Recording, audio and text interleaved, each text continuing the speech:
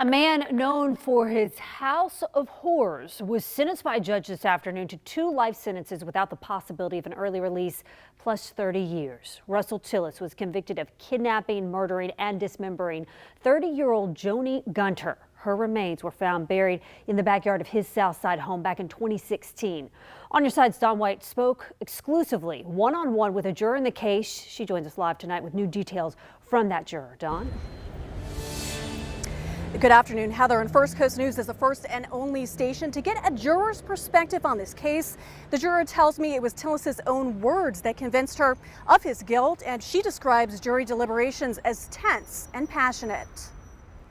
Sentence you to life in the Florida State Prison. At first, when I was picked, I cried because I couldn't imagine ever being in a position where I had to decide if somebody lived or died. But then juror April Michaelopoulos formed an opinion of Russell Tillis as a bad man. I wouldn't want to live next door to Russell Tillis. I would put it that way. I don't think that he's the best man. I think aside from what happened to Miss Gunter, I think that he is a bad seed. I think he comes from, a bad upbringing. Michaelopoulos says she decided Tillis was guilty when he took the stand. It just seemed odd. Everything that he was saying didn't match anything that the detectives were telling us. Under Florida law, the jury must be unanimous for a defendant to receive the death penalty. Michaelopoulos and 8 other jurors thought Tillis should die for his crime. 3 did not. They tried to argue that he would be of value in prison and he could do other things, but I don't think that he really deserved that chance. Miss Gunter and his other victims did not get that chance. I'm happy for the Gunter family